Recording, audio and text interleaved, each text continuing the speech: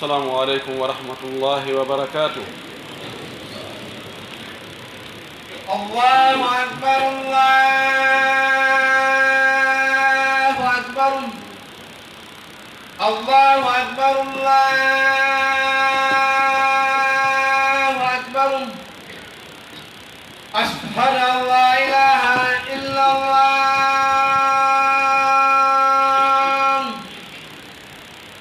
أشهد أن لا إله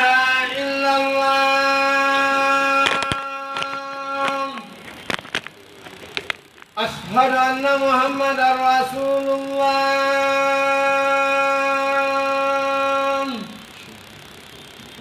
أشهد أن محمدا رسول الله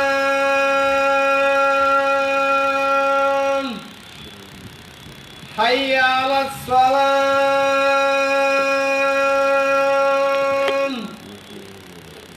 حي على الصلاة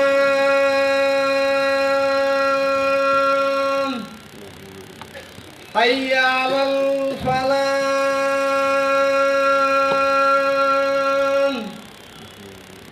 حي على الفلاح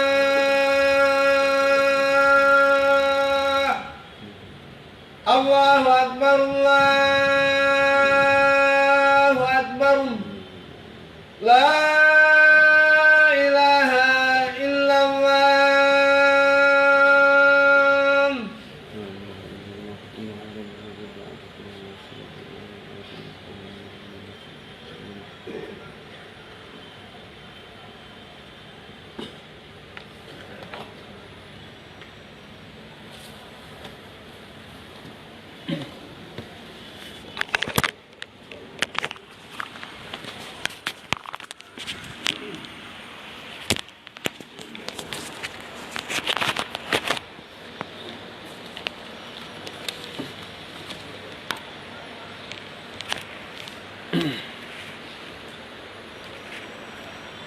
الحمد لله الذي أعطى كل شيء خلقه ثم هدى. أشهد أن لا إله إلا الله وحده لا شريك له، وأشهد أن سيدنا محمدًا عبده ورسوله وصفيه من خلقه وحبيبه، صلى الله عليه وعلى آله وأصحابه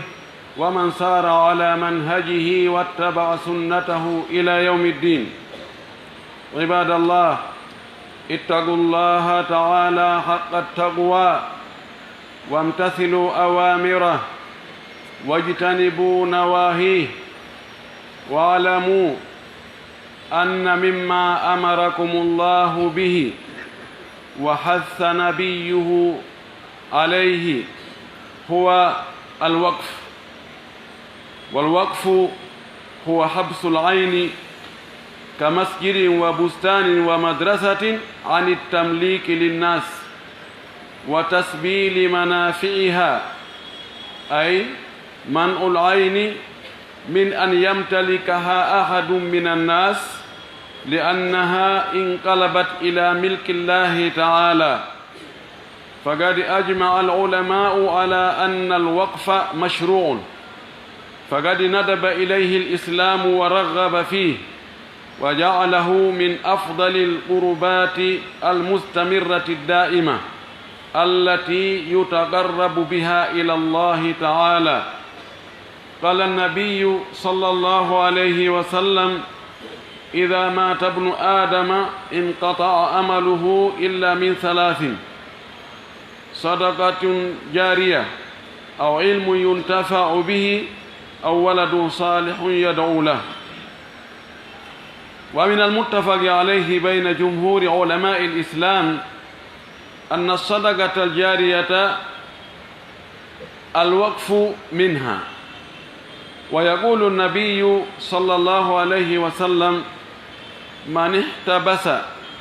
فرسا في سبيل الله إيمانا واحتسابا فإن شبعه وريه وروثه وبوله في ميزانه يوم القيامة حسنات. إيتي الله سبحانه وتعالى tedduɗo mawnuɗo bajjo seniiɗo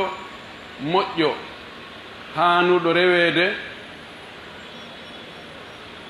taguɗo piiji ɗin fof okki kum bee ko kum haton jinni e mum kon moƴƴi e tagoore mum nden fof tagoore mum nden fof kum bee holli ɗum ko honno wuurirta honto heɓirta nafoore mum nden ko honto dogirta bone on en yetti o waɗɗo en ɓiɓɓe adama tedduɓe fotondirɓe tagudi moƴƴi mbaadi o waɗi en kadi julɓe o moƴƴori e meɗen nemaji heewuɗi si en lintiɗi en andatano ɗi foti e hino cellal e hino ɓuttu e hino ko nafete e hino ko yarete e hino ko ɓornete e hino ko waɗɗete e hino ka waalete nooneji fowtereji e ko ɓuttinta ɓernde ɓuttina ɓandu ko marɗen kon hande no ɗuuɗi ɗum ɗo fof ko kanko Allah okki en wona ƴoyre men wona kalabanteyagal meɗen wona gandal men wona mbawdi meɗen wona lasilankagal meɗen ɓay mo wawno wadde en colli ma o waɗa en liƴƴi ma o waɗa en kaaƴe hiɗen seedo o waɗɗo ɗum ɗo waɗani en ɗum ko o woni Allah hanaɗo reweede on o waɗani en ko gooto waɗanali en hiɗen foti e waɗandemo ko en waɗanta hay gooto hiɗen seedo wodde o nulaɗo meɗen Muhammad ibne Abdillah ibne Abdilmuttalib o ko jiyaɗo Allah wona kanko woni Allah kono ko o nulaɗo Allah ko o suɓaɗo suuta Allah suɓorimo giggol e hoolare suutimo e hakkunde ɓiɓɓe adama ɓen jonnimo ngal teddungal ɗo nulimo e meɗen cippini alqur'ana on e makko hollimo peewal ngal o holla en hiɗen seedo wonde o yottinno o janfaaki o suuɗaali ko o hoolaaɗo ko o moƴƴo himo yiɗi en kadi ko ɗum waɗi kala ka moƴƴere heɓorta o tindinno en ko honto reweten haa heɓen nden moƴƴere kala ka bone iwranta en o rentinno en o andina en wonde he awa renteede ngo sengo ɗo bone no woniri ɗo o laaɓani en reedu o weeɓitani en moƴƴereeji ɗin yo Allah yoɓmo ko ɓuri moƴƴude ko o yoɓunoɓe o nulnoɓen fof yo Allah arsuku en nanugol ko o makanno en kon gollitira iwtira ɓaawo makko ɗoftomo ñentinamo waɗa mo ardiɗo e dewe ɗen fof tawa kala ko watten kon en tefay anden ka dewal si tawi kanko nelaɗo o wanno ɗum yo Allah arsuku en ɗum allahumma amin yo Allah juula e makko juula e sahaba makko ɓen fof juula e kala jokkuɓe diina ka ɓe jokkuno kan Allah taw hata kandina ɗon jokkuɗen allahumma amin musidɓe julɓe tedduɓe mi wasiyo hoore am mi wasiyo on onon kadi ko yen hulu Allah en fof hawten hulen Allah hulugol Allah wona dogugol suuɗoyo wona yahugol ka pelle wona natugol e pammeji wona tonugol kuruji wona waɗugol baafe jandi kelɗuɗe kala ka on tigi woni e kala no o woniri Allah no andi fi makko no wawi waɗudemo kadi ko muuyi wo hulgol Allah ngol o ɗaɓɓutugol ko o yamiri kon anda ɗum waɗa no o yamiri noon kadi eto anda kadi woɗaji makko ɗin rentodi accadi few iwtira ɓaawo nulaɗo makko on ka dewe laɓɓina tawa dewe ɗen fof ko Allah tun on tigi waɗanta mo waɗi ɗum ɗo hara o jeyama e hulɓe Allah eto ɗen waɗen ɗum nani jogitoɗen ko o yamiri en kon jogoren ɗum ƴakkirɗe huutoren woɗɗitoɗe dogen pottoɗen ko haɗi en kon sabuna Allah e nelaɗo ko yamiri en kon fof ko moƴƴere wonani en to wallahi si a waɗi ayi ay tono muɗum gila ka aduna ga si wonile ayi al tono muɗum ɓe on maranima ha lakara kono pellet lakara kan ayyey ko Allah e nelaɗo haɗi kon kadi fof ko tana wonani en to ɓe haɗata en tawas moƴƴere no wodanenge nder muɗum mukko si on tigi jarbile o waɗi no gasa tana on o hendotomo fuɗɗo hendade ka aduna ga sina Allah yaafimo yarlimo so Allah muñanimo ha lahara si o yaafakimo few kono pellet lahara ton kanko yiyay lorra ko o lundino Allah kon e ko lundinelaɗo Allah on kon Allah waɗu en waɗoɓe ko Allah e nelaɗo yamiri woɗɗito ko Allah e nelaɗo haadi anden Allah no yamiri en piiji buy nelaɗo no tentini no jeeya e ko Allah yamiri en yo en waɗu ko wiyete waqf sadaka wiyeteɗo waqfu on ko wiyete waqfu ko piihum inna kunɗo mi itti jeyal an e makku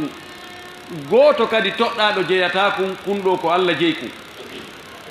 kunɗo mi okki kum Allah ɓay noon siko suudu waɗɗa ɗum na Allah ara e hoɗa ɗon siko juulirde waɗɗa na Allah arata juula ɗon siko otowal waɗɗa na Allah waɗɗotongal haray ko Allah jeyi kono ko tagore makko nden duñcitorta kanko o hendike teddungal ngal waɗirede fii makko o yoɓay kadi ko kanko yoɓata wona duñcitoroɓeɓen yoɓata ko ɗum wiyete waqf ko hunde nden piihum kum ɗum ɗo dumbugol ɗum ko ƴettugol ɗum waɗa e nokkure ma ɗum ɗo wiye ɗum ɗo ko fii hunde kaari tum wano juulirde mahugol juulirde ko hunde waɗirande fii Allah ɓay mahuɗo juulirde nden on o arata o ƴanta juuloɓe toon ɓe ñan si lewru maayi a on juuli ɗo ha lewru ndu maayi haray e juuluɗo ɗo ha lewru maayi haray ko yo yoɓu 1 million o ƴantata o adata danki o waɗa ga o feƴƴa o waalo o adata ga marchandise o stoka ga mana mum o waɗi ɗum ɗo fi Allah o waɗi habasa al asla wa taraka ray'ahu wa naf'ahu li ya'umma an-nasa lasili on o accimo ɗon himo nokku ngotu nafoore nden o wi yo yimɓe ɓen yo ƴettu kanko o hendo baraji ɗum ɗo wiyete waqf ɗum no waɗe hara ko juulirde no waɗe hara ko jardin leɗɗe mango lemunne leɗɗe tamaro leɗɗe banana leɗɗe pomme no wawi hara ko ɗum ɗo no wawi hara ko lekkol darna lekkol on anniyoɗa ɗo o lekkol ɗo ko fi Allah mi falaka yoɓede ɗo mbuuɗu goto hay sapporu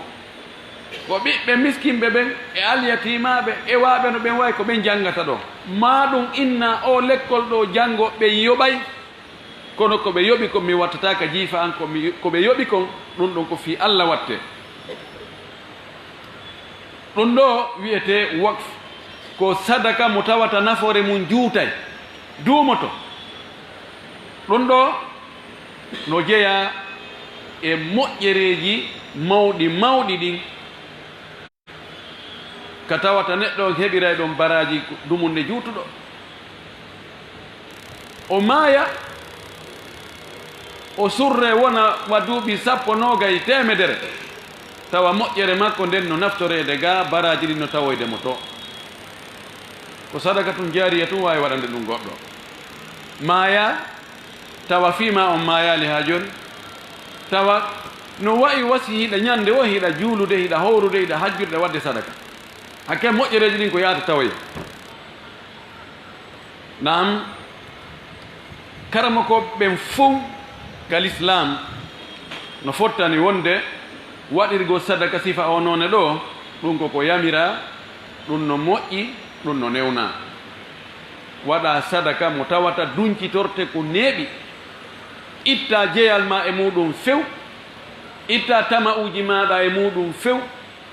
huccina fi tonoji mum ɗin e ma few inna ɗum ɗo ko yo julɓe ɓen naftor ɗum ɗo min kadi min waɗani ɗum ɗo julɓe ɓen yoɓe naftor fannin ɗum ɗo no lutti no wawi hara ko leydi ndin tun okkuɗa o teren ɗo mi okkimo Allah mi okkimo julɓe ɓen julɓe ɓay teren heɓorta ni tun min mi heeɓi o teren ɗo mi okki on ndaare kala ko tawɗon si waɗama ɗo nafa e julɓe ɓe nafa e l'islamu o waɗe ɗon son tawi ko juulirɗo ɗo foddi waɗe siko lekkol ɗo foddi waɗe siko duɗal ɗo foddi waɗe siko darnugol ɗo cuuɗi ka miskinɓe wona e alyatimaɓe e sonnaɓe modi muɗum maayi eɓe e maka hoɓɓe werne maka karamakoɓe wona waɗe ndaare kala ko tawɗon ko ɗum ɗon ɓuri foddude o mi watte sokeje moɗon jeeya e moƴƴereji kono hey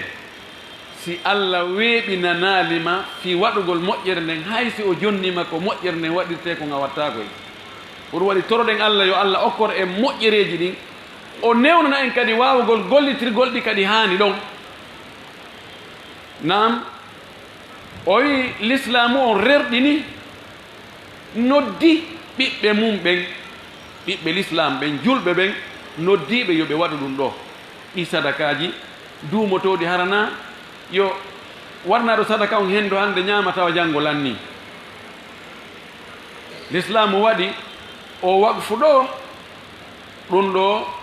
ko ɓuri moƴƴude kon no jeeya e ko ɓuri moƴƴude kon e ɓattorɗi Allah fii yo jiyaɗo on ɓatto Allah ha Allah weltanomo hara kadi koko duumoto ko continuyata ɗum ɗo no jeeya e mur ɗi sadakaji duumotoɗi Allah subhanahu wa taala no yiɗi ɗum nelaɗo meɗen maaki fi tentingol ɗum ɗo o maaki si ɓiɗɗo adama on maayi si yahi ha innama kaari maayi e kaari maayi ɗum ko konngol mawgol noon kaari maayi maayi golle mum ɗen hannde kadi maayi kaari maayi hannde kadi noddintake ɗo mbaɓɓamo inna mahen awa ɓe noddinima hen juuloyen suumaye arata o inna joni awa sallah jaɓi ɓa janngo ko goo suumaye mi hooray hajju fokkitetake o yaha hajjugol o yaltinta mbuɗu makko hannde kadi o inna mi okki kaarijo o maaki golle makko ɗen haray taƴi inqata amaluhu golle makko ɗen fof taƴi e min yaali kaari ka juulirde o wowano mankude on anda o maayino min yaali kaari ka tumbodiral o maayino he ko ɓay kaari wuura ko ɗum wasi o lutta yi'ede ɗo golle makko ɗen taƴi hande kadi si tawi koko boni o wonno e wadde a yiyatamo ka boni ka waɗete few sa yahi ka boneji watteno ka o tawete noon a yiyatamo hande kadi siko ko moƴƴi o waɗayno ɗum kadi sa yahi ka waɗayno ka moƴƴino ɗon kadi a tawatamo ɗon o maaki haray lanni fi makko on haray muli taƴi fes haray ɓundu ndum ɓeeɓi o maaki o ittintini o maaki sina noon hara ko piiji tati o acciri ɓaawo si tawi ɗiɗo piiji tati mo accirnoɗi ɓaawo so maayi haray golle makko ɗen taƴaali o maaki ɗiɗo golleji tati o fuɗɗori sadaka tun jaariya tun sadaka ilowo sadaka wonɗo e yahude wonɗo en marche sadaka mo tawata ha joni no naftorede fii wannoɗo sadaka on maayi haɗaali ha joni yimɓe ɓen no duncitorde on sadaka mo wanno o mahuno juulirde nden kono o maayi hatta yimɓe ngara juula ɗon o asuno forage on koloyru ndun fii o maayi hatta ndiyan yalta no duncitorede o wanno markage on o maayi no jangede o sooduno defte ɗen o jonni yimɓe ɓen yo ɓe janngir fii o maayi hatta ɗe janngire o aawuno leggal ngal o waɗi ngal fii sabilillahi o maayi hatta ngal rima ɗon sadaka wona ɗo e dunkitorede fannin on sadaka no dunkitorede batte hum makko kum no naftorede haray baraji ɗi no tawoyde mo hiɗon andi Usman ibnu Affan haa ka wonɗen ɗo ni waqfuuji ɗi o wanno haa jooni ɗin no naftorede haa jooni Usman ibnu Affan no dépense de yimɓe no fawti yimɓe ɗo hiɓe ñaama hiɓe yara hiɓe waalo e compte makko ha joni wallahi wakfuji makko ɗin waylitama itta tawe ɗum ɗo joni marsata hande kadi yeeyite watte goɗɗum soode ɗum ɗon kadi yaha ha tawe ɗum ɗon joni ɗum ɗon gasata ɗum ɗon itte yeeyite watte goɗɗum kadi no jokkodiri ha fewndo ɗoni no woodi étage ji fewndo ɗo ɗin étage ji ko wakfu makko on woni ko jibiniɗi ha joni yimɓe no woni e muɗum imma goɗɗi goo ko yimɓe ɓen tigi woni toon tawa ɓe yoɓata par mois goɗɗi goo no luwa koko ɗi yaltinta kon ɗum ƴette ne'ire kadi alyatimaɓe e sonnaɓe modi mum maayi e miskimɓe e karamakoɓe ha joni duuɓi jelu duuɓi wulure e duuɓi temeɗɗe nayyi goɗɗum ɗum ɗo neɗɗo fota e allah jonnudemo moyen o waalo o maaya hara waɗali ɗum ɗo en mba o ni say sabu nandi jawdi ndi o mooɓi o accani ɓeygure makko o accani ɓiɓɓe makko ndi so renaki ko ndi watta ha enɗam maɓɓe ɗan taƴa ngaygu yana hakkude maɓɓe wona piirowi wona hawre wona ñaawoje wona taƴodiral wona onon e menen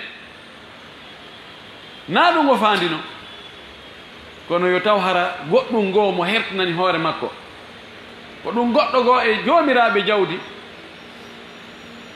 himo jogii jawdi buyi o inni onon ɗo an mi jonnima hunde kaare hunde kaare hunde kaare an e ɓiɓɓe ma ɓen on weltike ɓe inni moƴƴi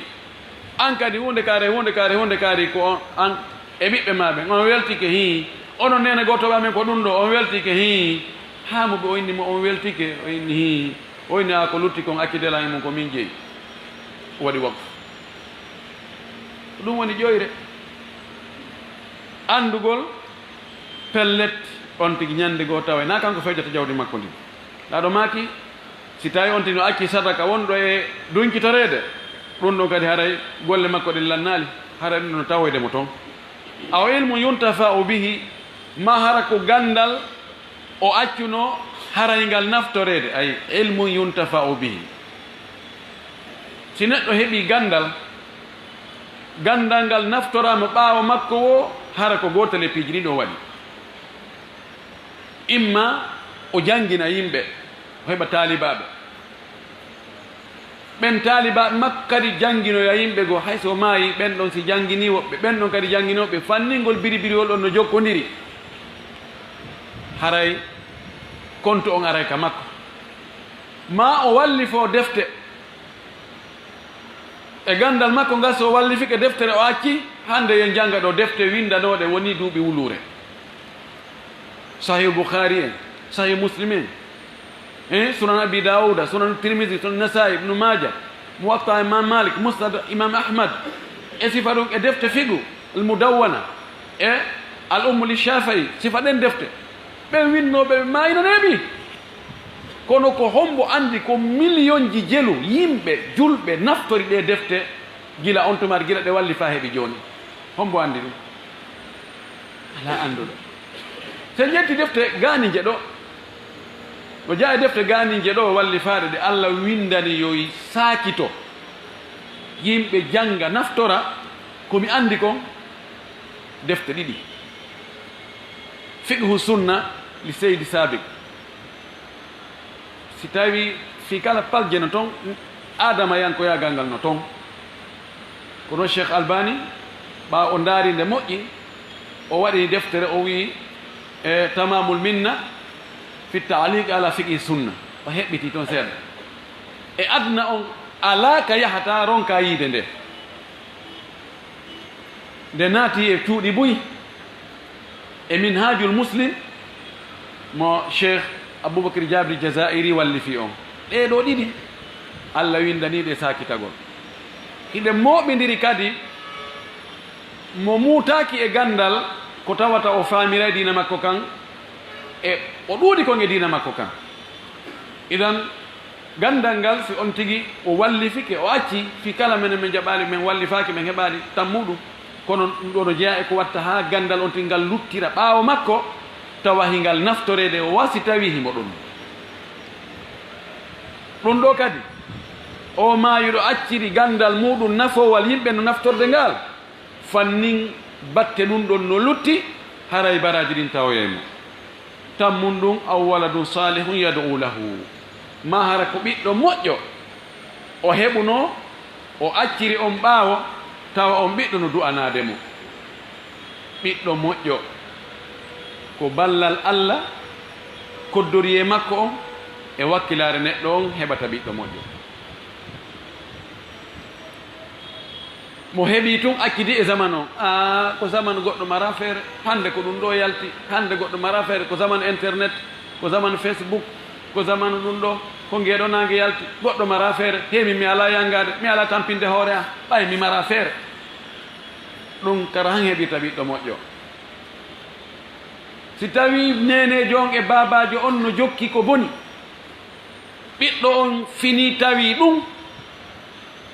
ɗo yo andoyde ɗum ɗo moƴƴa ko ɓiɗɗo tawri mawɓe mo wosika ko ɗum woni soobe kara han ɗum kadi heɓirta ɓiɗɗo moƴƴo idan on tigi toroto Allah o ƴetta sabuji ɗin fi ne'ugol ɓiɗɗo on ne'iramo alqur'ana e sunna e tekodirgol mo e yimɓe moƴƴuɓe ɓen ɓay woddigu ko raaɓidiray ɗum si on ti heeɓi oɗo ɓiɗɗo moƴƴo o accirimo ɓaawo tawa ka wani to fi ɓen makko o ma ko yumma makko allahumma hfir li abi allahumma arham rabbi hfir lahuma warhamhuma ɗo kala ka o du'i baraji ɗin ko direct ɗon yaade ka compte maɓɓe amma si ko ɓiɗɗo o acci ko wi o ni baba fenɗo min simi waɗno yo taw hara komi hunde kaari o acci ɓiɗɗo tawa ko o jokki ko dorogagol ko o jokki ko waɗugol ko harmi tuggata tinde leydi haccitaka yahugol ka moƴƴereji ɗi woni toon ka boneji ɗi woni toon ko ɗum ko fija jala ko puydan ko zina e beere e mere ko ɗum o jokki oɗo haray Allah taw harma makko ɓen waɗanno hoore mum kono andi kanko ko iwrata tele makko yaara tele maɓɓe o haray koko boni kon ko ɗum waɗi moƴƴuɓen Allah wi wa alhaqna bihim dhurriyatahum wama alatnahum min shay min wattidi ɓe e dhurriyaji maɓɓe ɗi ɓay ko ɓe moƴƴuɓe nam yomo be eto heɓa ɗum ɗo eto heɓa anda miijitoɗa ene simi maayi ñande tawi mi alaɗo ɓay ɗum waɗay ko hombo wonata ka galle ɗo ko honno ɗe galle waoyta miijo si a maayi wonoy wona duuɓi jeɗɗi duuɓi sappo wi'a a artoye joni ka galle ara daroɗa faytinkinnoɗa ndaara galle ɗen ko honno ko honɗum wona e heɗede toon ko honɗum wona e ndaarede ko honɗum wona e wowlede ko honno ɓe ɓornori ko honno ɓe juulirta ko honno e huwodiral hakkude maɓɓe ngal miiji to ɗum eɓɓana ɗum law wona ñande nguriwal ngal huuɓa bareru ndu ne'ete nam ɗum ɗo no jeeya e ko watta hara golleji neɗɗo on hara hiɗi continue ɓaawo o maayugol no jeeya e ko fottana wonde oɗo waqf ko e sadakaji luttoji ɗin fannin batte mum no lutti woni ko jeeya nelaɗo meɗen sallallah sallam ɓe maaki e o hadis ɗo mi anda sellugol ko ma angal sellugol makko o enni wo nelaɗo no maaki mo waɗi habs man ihtabasa farasan ayi waqafa ƴetti puccu o wi nguɗo fi sabilillahi ko nguɗo ko fi sabilillahi mi waɗiri ngu mi okkiri nguɗo fi Allah imanan wahtisaba sabu gomɗingol wonde Allah sa waɗiri fi makko o perdintama tanƴinagol wonde joddi Allah ndin no ɓuri ko goɗɗo yoɓata ko ɗum on tigi waɗiri pellet hi si mi waɗi ɗum ɗo mi waɗani Allah mi okkiri fi Allah pellet mi perdata Allah yoɓay pellet ko Allah yoɓatanmi kon no ɓuri ko yimɓe yoɓatanmi kon sa waɗi mo waɗi ɗum ɗo hara ko puccu nelaɗo maaki ko ngu ñamata kon e ko ngu yarata kon e ko ngu ɓakkata kon e ko ngu sonsata kon ɗum ɗo fof wontay baraji Allah transformay ɗum ɗon watta baraji ɗum wattoye ka peesirɗe waɗɗungu on moƴƴuɗi ɗi ñande darngal enen e mara pucci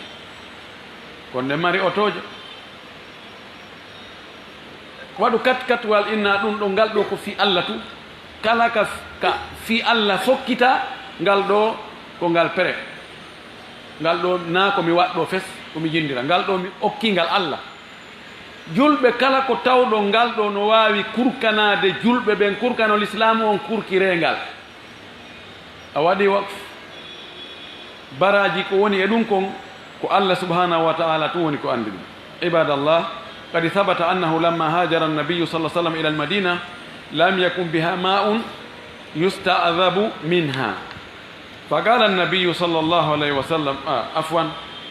غير بئر رومة وكانت لرجل من بني غفار وكان يغالي في بيع المياه منها فقال النبي صلى الله عليه وسلم من يشتري بئر رومة بخير له منها في الجنة فاشتراها عثمان بن عفان رضي الله عنه ب35,000 درهم فقال له النبي صلى الله عليه وسلم اجعلها سقاية أي سبيلا ووقفا للمسلمين وأجرها لك ففعل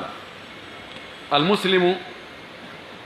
وننبه المسلم بأن الهدف الأسمى في الوقف هو التقرب إلى الله تعالى بالطاعة وتحقيق رضوانه ونيل ثوابه المتجدد طيلة استدامة أعمال البر والإحسان إلى خلقه فقد جاء الوقف لتحقيق مصالح إنسانية للتي هي أقوم ومن تلك المصالح تنظيم الحياة بمنهج حميد متوازن يقوي الضعيف ويعين العاجز ويحفظ حياة المؤدم ويرفع من مستوى الفقير من غير إضرار به أو ظلم يقع عليه كما يهضم الوقف الأنانية وشح النفس بين أفراد المجتمع قال تعالى ومن يوق شح نفسه فأولئك هم المفلحون مصيبة جلب تدب تبتي وندن الله صلى الله عليه وآله وسلم سانغا وفرنو وبانجي مكة وسيني مدينة تاونو مدينة مرافا ديان welɗan yarde sina couleur no wiye biɗo ruuma hombo jeynondu woko gorko jeyaaɗo e bani gifara ɓay noon tawi fayde ko kanko tum mari e ndiyan ko welata njulajo sago makko hara kanko tum mari o marchandise ɗon o gera ko faala tawa si o yiɗa wonin termamo sa termi oyna awa yaw awa accenno emo anndi koye a yaw ha artoya kadi ka makko ɗum no wela njulajo moƴƴi noon tawa goɗɗo go ala marchandise mo o mari on tawa kadi fof no ha toon jine muɗum gasatake e ɓaawo mum ara Allah wallimo ɓuyo o hirso ha yewtoya ka ƴiyal oɗo gorko tawi ko noon way ko sifa ɓen julaɓe tawi mo sattini prix ndiyan ɗam moƴƴi ɓay mo andi wurata ko e ɓaawo ndiyan ko be ɗum o sattini prix on nelaɗo maaki enen ko hombo wakkili sodalngol en du ko loyru ɗo haray moƴƴere nden wonanaymo e ndu koloyru ɓuri koloyru ndun e hoore muɗum o heɓa moƴƴere ka aljanna Ousmane ibn Affan o jogii moyen o e ɓernde makko nde ngo wi goɗɗo atta ko lange ɗum de o immi o yahi o termoye koloyru ndun o soodiri ndu guluuji 35 dirham mi calculi ɗum mi tawi ɗum ko hawrata ko 4 milliards 880 millions 800 mille la 4 milliards 780 millions 800 mille fewndo ɗo ɗiɗi ɗi si a heɓay on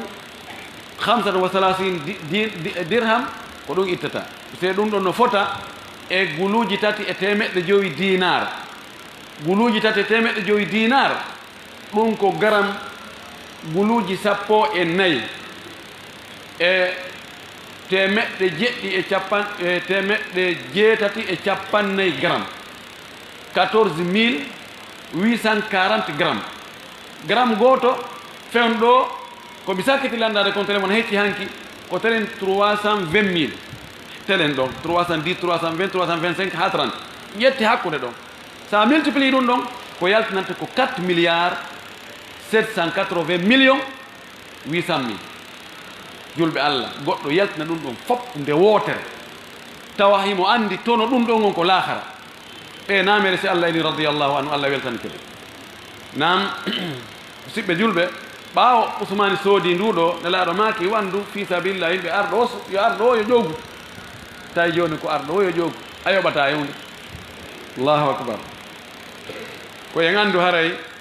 faandare ɓurde mawde nden fi o wakfu mo wonɗen e wowlde ɗo ko fi yo waɗɗo ɗum on yo ɓatto Allah, fi yo Allah yiɗumo,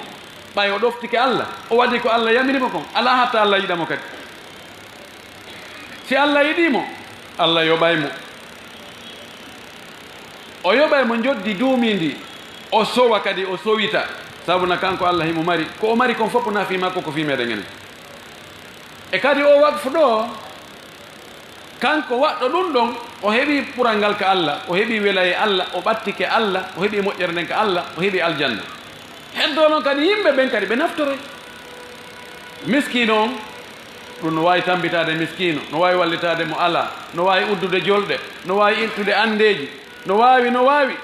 sabu no andeji ɗin no woodi, tampereji no woodi, miskinɓe no woodi, ɓe ala e hunde, alyatima no woodi, sonnaɓe moodi muɗum maayi acci ɗum, ala ho ko danko ɗum no woodi. yimɓe wakkiliɓe karamokoɓe wonɓe hunjinde qur'ana, wonɓe wadde dawa, wonɓe wadde tawa fayda ala ko tambiti ɗum no woodi. si tawi ɗi wakfuji waɗama ƴettete ɗon uddire ɗen jolɗe ni ka alyatimaɓe maapi ɓe walle, sonnaɓe walle, miskin ɓen walle. L'islamu on ko haton jine mum ko wano juulirɗe, wano duɗe, wano lekkolji, wano ɗum kadi uddire ɗon moƴƴereji ɗin ɗi huuɓita tawa tampereji ɗin no ɗuyti. ko ɗum ɗo watta ha jama on waɗata kaafu tawa no ɓattodiri seeɗa, taw na ɓeyano ka koode dow, ɓeyano ka leykoloji ley. ɗum waɗay kadi o sakutugol ɗi sadakaji duumiɗi waɗay ha neɗɗo ko yiɗi wigol ko min jeeyi ko no ɗuuɗi e makko ha feƴƴi.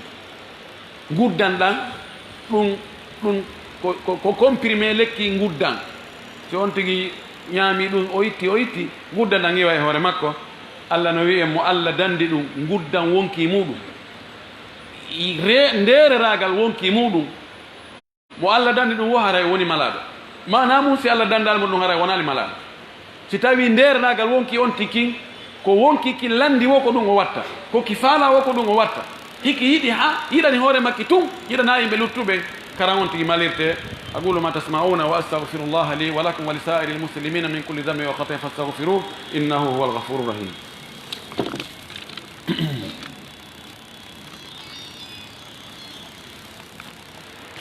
الحمد لله وكفى وصلاة وسلام على نبيه المصطفى وعلى آله وصحبه ومن تبعهم بإحسان إلى يوم الدين. معاشر الإخوة، يتي الله سبحانه وتعالى ويؤدو كدفتر مو من ذا الذي يقرض الله قرضا حسنا فيضاعفه له وله أجر كريم. يتي o wi ko hombo ñawlata Allah ñamande moƴƴere, Allah sowanamo buy hara kadi mo mari kadi joddi teddundi. Allah ɗaɓɓiri ñamande, wona basal o ɗaɓɓiri ñamande gol, ko kanko mari. fama bikum min ni'matin fa min Allah, ko marɗen kon fof ko Allah okke ha o gayno inni kadi ñawlela. ɗen andi joni patron ɓe molanaɓe ɗo molanaɓe, so tawi o jonnima ɗo joni hoore manankum, o jonnima hoore manankum mbuyi o wari ɗo jandi woni luɓanɗo 1000 francs, luɓanɗo 1000 francs tan mi jonna oɗo, mi jogaki ɗo cewɗi, luɓanɗo 1000 francs a jonnayi fi hon ɗum sabu moƴƴere ko kanko waɗanma moƴƴere nde ko marɗa kon fof koye juuɗe makko yewi ɗon goo ɗimmuɗum iɗa felliti ɗum ɗo ɗi luttata nam. Allah wi en ko hombo ñawlata mo ñamande moƴƴere o sowana on tigi o yoɓa mo joddi wondude teddungal ko enen inchallah. yen seedi oɗo Allah ko kanko woni reweteɗo, kanko gooto, o ala mo kafidi, o ala mo nandi, o ala yerujo. eɗen seedo wonde nelaɗo meɗen Muhammad sallallahu alaihi wa sallam ko allahu woni ko nelimo, suɓimo, o suutimo. ibadallah, inna majmu'ata al-ahdafi al-mutaqaddimati tadullu ala ahamiyati al-waqfi fi al-islami wa nayli maqasidihi al-insaniyati wa yanqasimu al-waqfu ila qismayni أحدهما الوقف الأهلي، وهذا يخصص الواقف بمنافع وقفه أناسا من أقربائه وأولاده وذريتهم من بعده. وثانيهما الوقف الخيري الذي يبادر فيه إلى تقديم الخدمة الاجتماعية المجانية لأصناف وفئات متنوعة في المجتمع كالفقراء والمرضى والعميان والأيتام والأرامل ورعاية الأولاد وطلاب العلم. عباد الله، نستخلص مما مضى أن الوقف يعتبر مؤسسة يمكن بواسطته القيام بأعمال كثيرة من أعمال تطوير الإسلام وتقدمه إلى الأمام كالاهتمام ببناء المساجد وترميمها، وكذلك صيانة المقابر وإنجاز المشاريع الخيرية كتعبيد الطرق وبناء المستشفيات والمدارس ومراكز تحفيظ القرآن الكريم وحفر الآبار ودور سكنية مجانية وغيرها. فلذلك ينبغي للناس أن يقوموا بهذا. o sadaka wona ɗo e wolede fi mum ɗo oɗo sadaka fandareji muɗin no ɗuuɗi en yewtiɗi ko fanda kon taho ko yo waɗɗo sadaka on yo Allah weltanmo yo naato aljanna. ɓe sadaka on waɗana ɓen yo tampere nden ɗuytanoɓe. ɗum ɗo si waɗama gire aroyayɗe ɗen ɓe naftoray ko gire feƴƴinoɗe ɗen waɗi kon e hoore gire feƴƴinoɗe wannoɗe nden moƴƴere ɓe lorraki. yimɓe ɓen fof ko ɓuri moƴƴude e maɓɓe nelaɗo maaki ko ɓurɗo nafude yimɓe ɓen o. Allah no yiɗi nde an neɗɗo on nafata yimɓe ɓen, handuɓe nafede julɓe ɓen, handuɓe nafede ɓen, hara yimɓe wiye albarka e juuɗe ma, albarka none wono no nafirɗaɓe, siko gandal nafirɗaɓe, siko pehe moƴƴe nafirɗaɓe, siko relation ji maɗi nafirɗaɓe, siko jawdi maɗi nafirɗaɓe, siko doole maɗe nafirɗaɓe, siko konnguɗi moƴƴi nafirɗaɓe, siko jikku moƴƴo nafirɗaɓe, kala wono tawata yimɓe ine e modi kaari waɗina hunde mi weltanike kaari. ɗum no wela Allah. laaɗo maki no jeeya e ko welata Allah, a naɓugol weltare ha hewta e wonki siɗɗo ma tawano hari mo suni, himo aani, himo maapi, himo tampi, wona sabu ha o welto. si tawi ko himo ñawlino a yoɓanimo pelleto o weltoto, himo anno a ettanimo ande nden pelleto o weltoto, himo nangano a wallimo ha o hettike pelleto o weltoto, himo soñjino a yitanimo soñja on pelleto o weltoto. konko o weltoto ɗon wallahi Allah kadi weltoto ɓuri ɗum, Allah weltoto ɓuri ɗum. idan haray oɗo wakfonaɗo wolede fi muɗum en fof immoɗen daro ɗen tawi ɓay be ha mi wona milliardaire jo an kadi no woodi ko wawɗa wadde. koloji goo no assuré ɗo ko yona ko ɓura hay 15 millions 20 millions, juuliɗe gono dannireede ɗo tenen 50 millions 80 millions 100 millions. haysi ko yon kafu on buy oɗa itta seeɗa, oɗa itta seeɗa, oɗa itta seeɗa waɗo sen ɗon baraji ɗi. si kolori no assuré joni 30 millions, on daari yoni on yimɓe sappo masalan, on yimɓe sappo on sendiɗi hakkunde moɗon mo ɓe itti se on tampata on waɗi ko tawata moƴƴere mum nden ko Allah andi hondude hattata. kono siko juuliɗe, kono siko mahugol markas, kono siko yani innaka tun ko ɓe gotoñi mo waɗa. si tawi on tino mari moƴi o imo waɗa hara o kafidala e goɗɗo baraji ɗi o hendo kanko tun. kono si tawi o kanko tun o wawata yo ndaaro ɓe o famodita o ɓe imo ɓe waɗa ɗi moƴƴereji ɗo. wakfu on no wawi waɗa wakfu hertana siɓɓe ma ɓen. ina ɗum ɗo ko fi min e ɓeygure ande e baba gotoɓe an ɓen e kawraɓe e bappiraɓe ko menen suudu ndu no sella. no sella waɗa wakfu inna ko fi fof. no sella wakfu on inna ɗum ɗo ko fi taliba ɓen tum. no sella waɗa wakfu on inna ɗum ɗo ko fi alyatima tum. no sella waɗa wakfu inna ɗum ɗo ko fi sonnaɓe ɓe moodi mo maayi ɓe heɓali ko jomba ɓen tum. wana noon noon wana noon noon. no sella ka waɗa ta'min, no sella ka waɗa taksis. kono nde moƴƴere ɗo si ɗum yaaji ɗum waltu l'islam o moƴƴi ɓe ɗi muassasati ji yani fondation ji wonɗi e wadde golle jane tawa ɓe financay million ji dollar ko ɗi wakfuji ɓe jogii. o yiyay wano takku suudu kaaba étage mo tawata ko 15 dal mo jogii 15 dalwal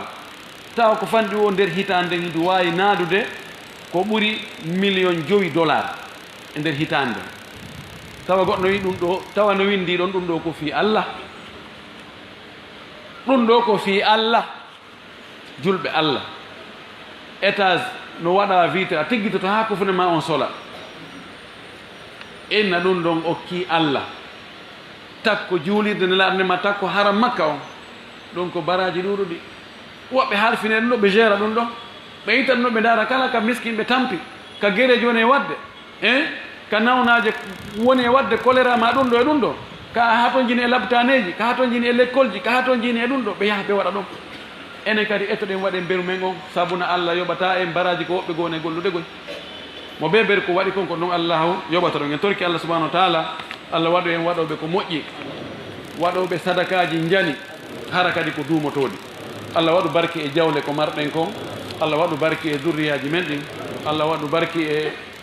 alhaaliji men ɗin fof en torki Allah waɗi en julɓe moƴƴuɓe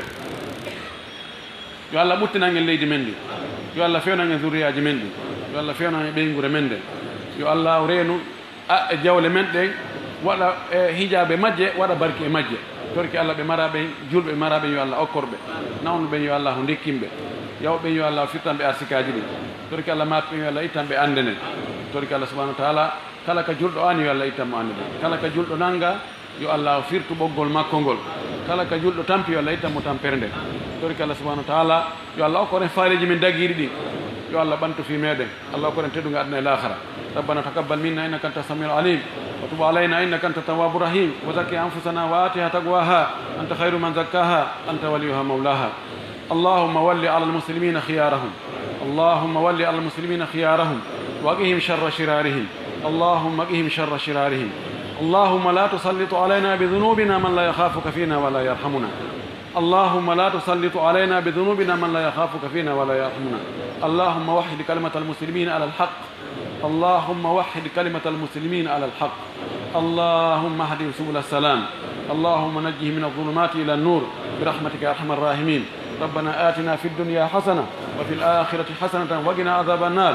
ربنا آمنا بما أنزلت واتبعنا الرسول فاكتبنا مع الشاهدين اللهم صل على محمد وعلى آل محمد كما صليت على إبراهيم وعلى آل إبراهيم وبارك على محمد وعلى آل محمد كما باركت على إبراهيم وعلى آل إبراهيم في العالمين إنك حميد مجيد سبحان ربك رب العزة عما يصفون وسلام على المرسلين والحمد لله رب العالمين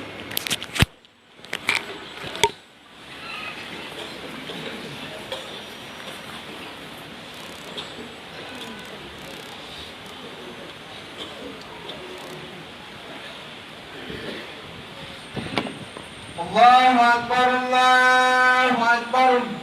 أشهد أن لا إله إلا الله أشهد أن محمدا رسول الله حي على الصلاة حي على الفلاح قد قامت الصلاة قد قامت الصلاة الله أكبر الله أكبر لا إله إلا الله استووا تراصوا واعتدلوا الله أكبر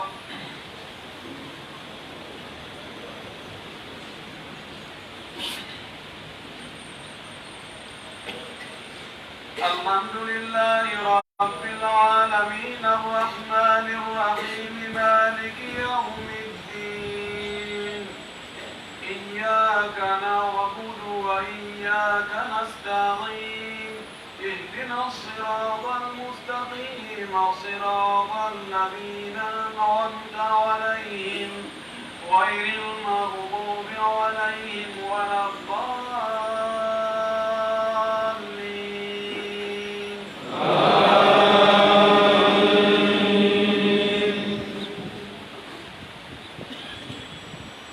وسارعوا إلى مغفرة من ربكم وجنة عرضها السماوات والأرض أعدت للمتقين الذين ينفقون في السراء والضراء والكاظمين الغيظ والعافين عن الناس والله يحب المحسنين والذين إذا فعلوا فاحشة أو ظلموا أنفسهم ذكروا الله فاستغفروا لذنوبهم ومن يغفر الذنوب إلا الله ولم يصروا على ما فعلوا وهم يعلمون أولئك جزاؤهم مغفرة من ربهم وجنات تجري من تحتها الأنهار خالدين فيها ونعم أجر العاملين. قد خلت من قبلكم سنن فسيروا في الأرض فانظروا كيف كان عاقبة المكذبين. هذا بيان للناس وهدى وموعظة للمتقين. ولا تهنوا ولا تحزنوا وأنتم الأعلون إن كنتم مؤمنين. إن يمسسكم قرض فقد مس القوم قرض مثله وتلك الأيام نداولها بين الناس وليعلم الله الذين آمنوا ويتخذ منكم شهداء والله لا يحب الظالمين. وليمحص الله الذين آمنوا ويمحق الكافرين. أم حسبتم أن تدخلوا الجنة ولما يعلم الله الذين جاهدوا منكم ويعلم الصابرين. ولقد كنتم تمنون الموت من قبل أن تلقوه فقد رأيتموه وأنتم تنظرون. الله أكبر.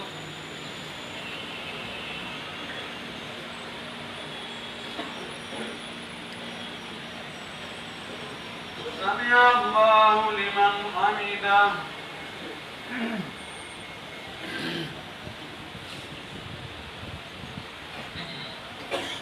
الله أكبر.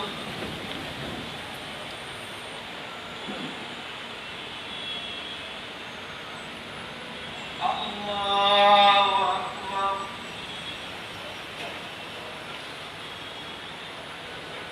الله أكبر.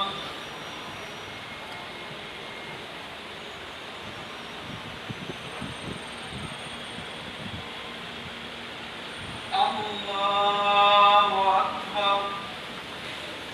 الحمد لله رب العالمين الرحمن الرحيم مالك يوم الدين. إياك نعبد وإياك نستعين. اهدنا الصراط المستقيم صراط الذين أنعمت عليهم غير المغضوب عليهم ولا الضالين.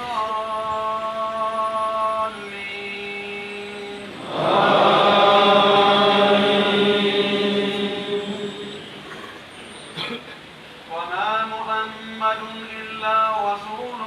قد خلت من قبله الرسل أفإن مات أو قتل انقلبتم على أعقابكم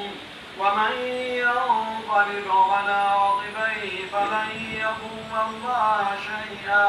وسيجزي الله الشاكرين. وكأين من نبي وما كان لنفس أن تموت إلا بإذن الله كتابا مؤجلا ومن يرد ثواب الدنيا نؤته منها ومن يرد ثواب الآخرة نؤته منها وسنجزي الشاكرين. وكأين من نبي قاتل معه ربيون كثير فما وهنوا لما أصابهم في سبيل الله وما ضعفوا وما استكانوا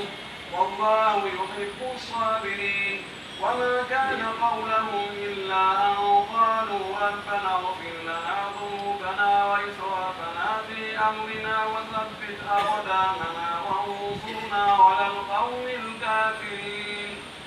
فآتاهم الله ثواب الدنيا وحسن ثواب الآخرة والله يحب المحسنين.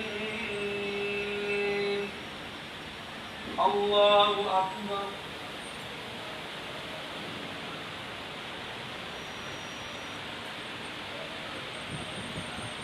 سمع الله لمن حمده.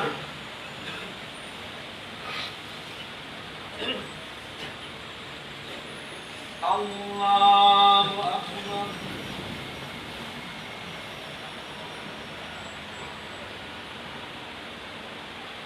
الله أكبر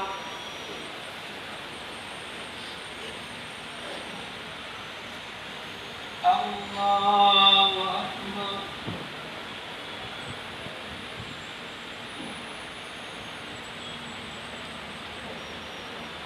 الله أكبر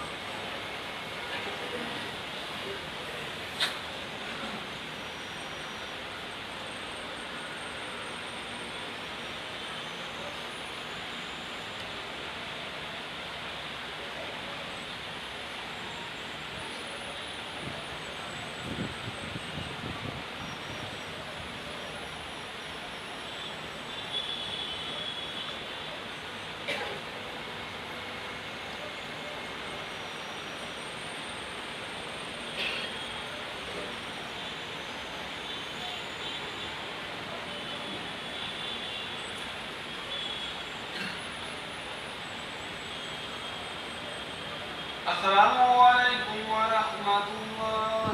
السلام عليكم ورحمة الله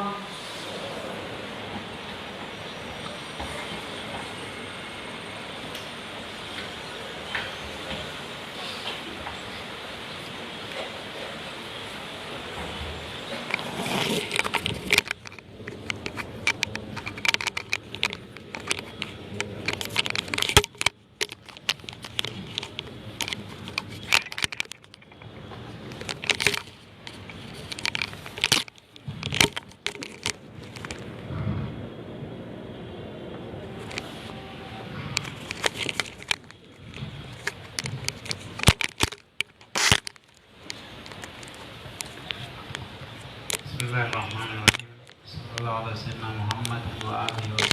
sallam tasliman katsira. Assalamualaikum warahmatullahi wabarakatuh. Miyeti Allah kadiseniɗo o newnanɗo en ɗottugol o waktu ɗo ɓe nde juulirde ɗo yentinen ɓe karmakoɓe men ɗo e ɗo khutba waɗɗo baa aray ko adi landoto ɓen fuɗɗade landade yeru miniti sappo ko wowa jonnede kon eɗen mari dartugol ɗo tasakwiyeji ɗiɗi tun e nder hutuba on ɗo e ko janga ɗo kon ɗum ko tasakwiye tun fi pay koy koye ɓe are ɓe hatojini e ƴettugol tasakwiye e dartuji ɗi en heeɓi ɗo tasakwiye ara noon ka hutuba ko sahabaɓe mawɓe ɓen ɗum ko sayna aboubacry ni siddique radiallahu anhu e sayna ousmane bne affan radiallahu anhu ɓeɗo ɗen hari ko julaɓe marɓe jewte kono ɓe folotirayno waɗugol ko moƴƴi kon mo be e maɓɓe inna goɗɗo attata kolan e waɗugol ko moƴƴi ha allah sembiniri ɓe daalugol wasari u ila magfiratin min rabbikum adodire tawi allah yamiri yo ɓe adodiri e waɗugol ko moƴƴi kon joni noon e jakka adodirgol e waɗugol ko moƴƴi kon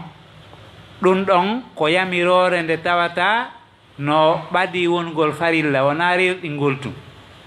sabuna ko sahaba en darani kon ɗum ɗon ko hunde mawde en yi sayna ousmane bne affan radiallahu anhu o soodi aljanna on laabi ɗiɗi e ko karmakoɓe tariha ɓen sifi kon nulaɗo allah sallah ai sallam maaki ko hombo soodata bi'iru ruma madina o heɓa aljanna o haɗa o soodi aljanna o ousmane wi komin o soodi wonoyi ha ka sakkitorum kadi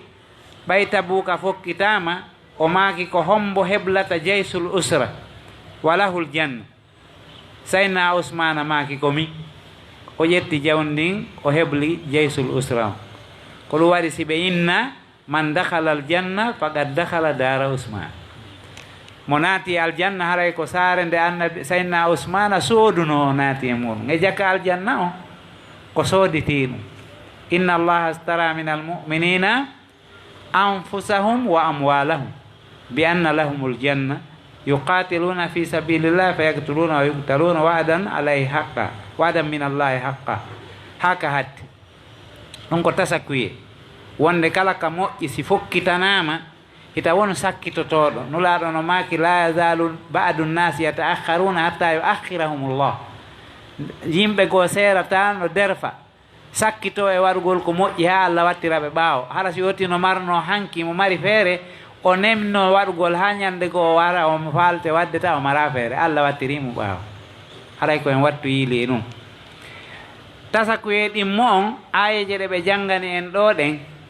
en taw jaka piiji ɗin fof ko ihsanu on woni ko woni hoore mum ihsanu on sabuna tugale l'islamu ɗen ko ɗe buyi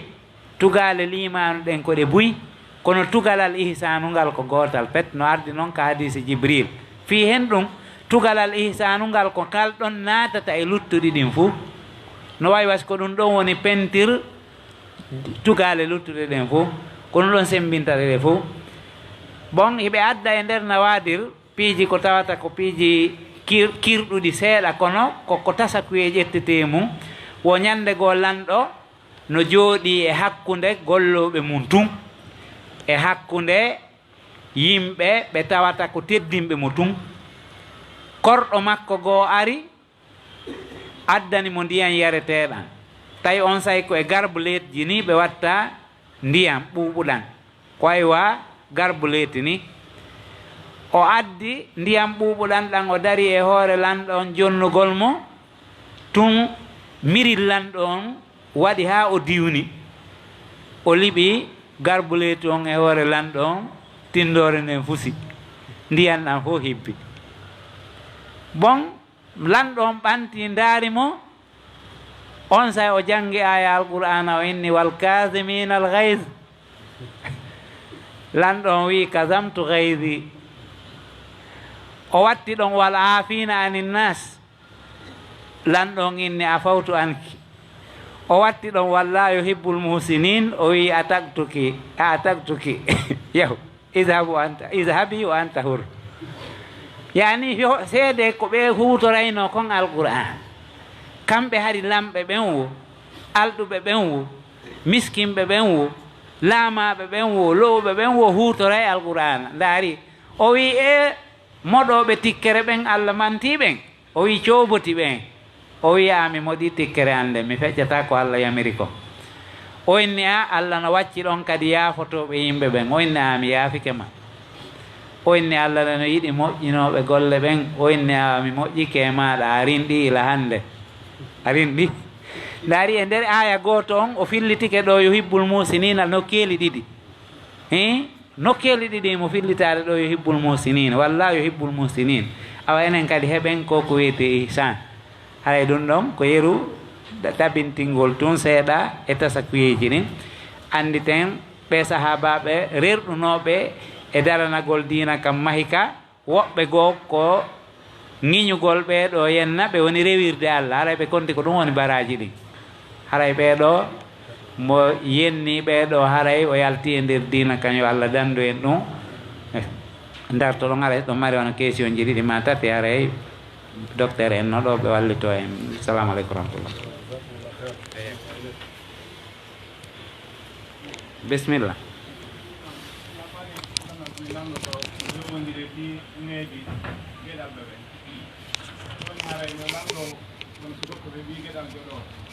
haray o fewno honto e duuɓi makko ɗi ma ko fewno honto e gueɗal jomum o fuɗɗotomo masalan tawa ko bonni goɗɗum hara o waɗa e goɗɗum leptum ma lowtum o tappama o fewno honto fuɗɗoto wadde ɗum ma wano haɗum wonmo hurɓinam ka duuɓi nam ka duuɓi nam ɓeeɗo ko lanndi wo ko fewndo hennde tuma paykum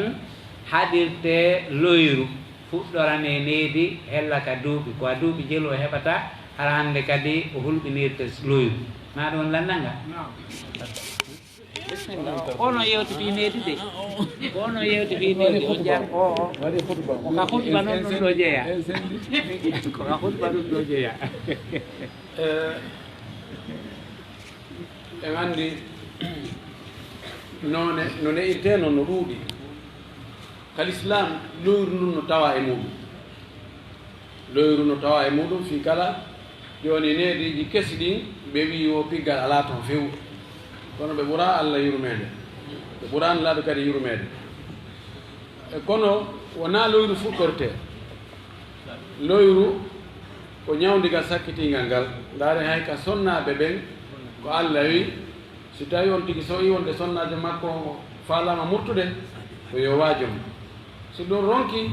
o feramo ka balli si ɗum no ronki ɗon o piyamo piggal hara nafantugal kadi pay kun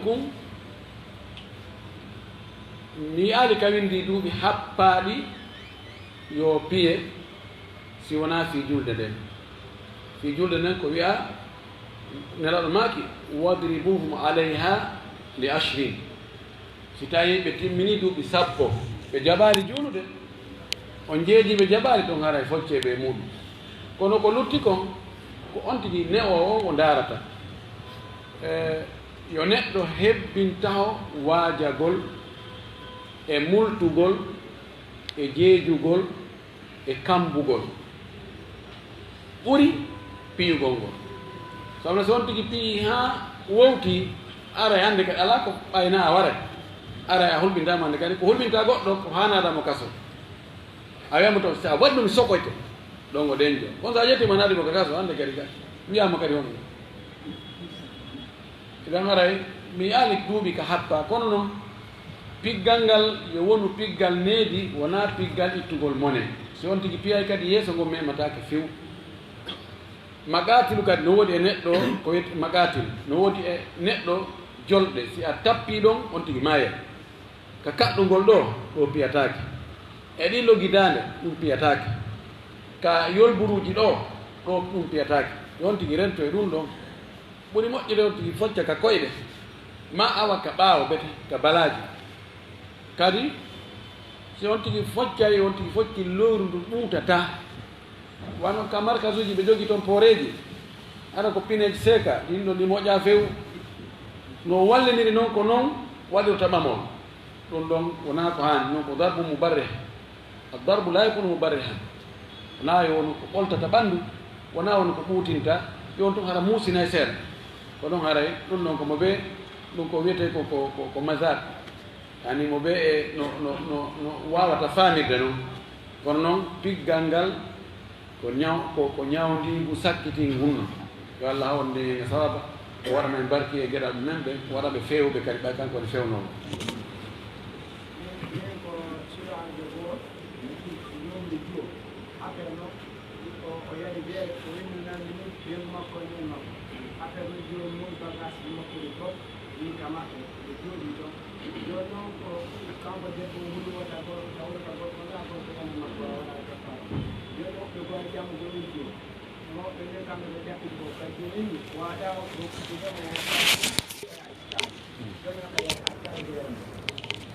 o accani ɓenne o accita o yo accitata ka o acciti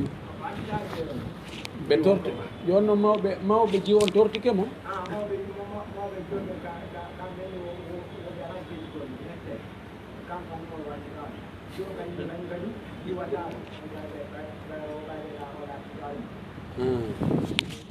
ayi ɗo ko oɗo ko landi ko probléme ji woodi fewnɗo moƴƴi jiwo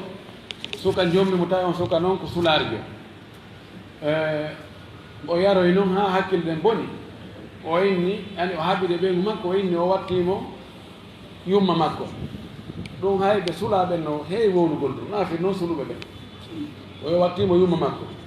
jiwon noon mawɓe bagage ji mum ɗin fof yey ka mawɓe mum ɓe inni fanni o waɗali kaffara o artata ɗon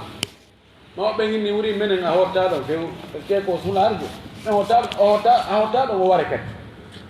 joni min okkititte nokkugo joni inni o woye on okkititta lan ɗo min seedade ɓe wi kamɓe ɓe jeejata suka o fewi o accu kamɓe ɓe hetti ko maɓɓe ko lanni jiyon kañum no faaminan l'islamu seeɗa o inni he o woye mi wakkila goɗɗo gon joom mbammi min yewto min waynodirani haray ko honɗum woni ñaworde noon gasa suka on kadi o wi kan kadi o accitata ko ɗum heewi ko hay so faala ko newi accitata ɗo si wayi ni ko be laamu ngu yollito ɗe jogiɗi kaaji moƴƴi ka aadani ɓeygu haɓata tawa tigi tigi on o faalaka ɓeygu makko hannde kadi piya raɗo dampa kono faalaka accitude fi wota felore jokku mon en ko kanko acciti ko on accitanɗa wona on jiwo o jooɗo fanka ɗo o hollira alhaali ƴeew on tilfo ɗo no ɓe toto o fanka buɗe imma o wiya o joɗirta pes si sappo jombima ko ɓeygu hamɓe jombi ɗum ɗo ko honno watte aray ko haani ko koyo laamu ngun yo daro hela dewgal ngal ko ɗum waɗi miɗo yiɗi koɗi Allah yo Allah wallu en ha laamu ngu waɗana en honɗum darana en anduɓe l'islam halfina ɓen ɗon fi ko yowodiri e probléme dewle fi honɗum dewle men ɗen ko l'islam ɗe wona humirede ka juulirɗe ɓurɓe ɗum ɗe ɓen ƴetta kaydi mariage si wonti ƴetta kaydi mariage so wonti ka mairie o yahi sikka gendarmerie sikka ka police sikka tribunal ɓeyna ko honto kaydi mariage o si kaydi mariage ala ɓen no yahe ɗo régle o en famille so yahi ko en famille wayno min mi sali mi jonitata honno wawɗo a wallitamo focca a sokatamo wartama e no fottuno hara wano ka ligue ɓe heɓana en toon sengo woɓɓe goo laamu ngu inna onon ɗo kala ka dewgal si tawi on tawi gorko e ɓeygu muɗum l'islamu sendiɓe ma gorko mi waɗali ko hani koko sali ke few ɗo wawi hen dewgal ngal winno gaydi wonde on heɗi dewgal hakkude maɓɓe waɗi farci on firtingal ɗum no moƴƴi ɗum ɗon so heeɓi ɗum aray e heeɓi victoire monar ɓayi dewle no aggidirede hara ko honɗum woni sabu o yawi accitata o jogirtako ɓe kadi nemene kadi min jaɓiti min joɗni edda kaydetima ɓe nana okkitiri wonde ko mawɓe woni e toñude wonde ɓe si moindre erreur si woni hakkude gorko on e ɓeygu muɗum so tawi gorko on ara addude awa euro ji ara adde dollar ji moƴƴi ɓe tuma he mene he ko mene okkono min jaɓiti taw wonde jiwo on faalaka yaade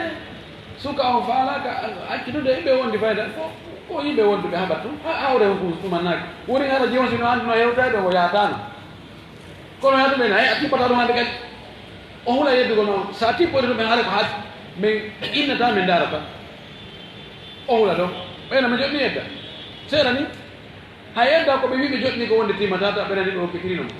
ko hen konde ɓeyno ɓe joɗni yedda haray yedde sojo ko tuɓino juuɗe ene ɓe ɗumannaki amin to ara ɓe faala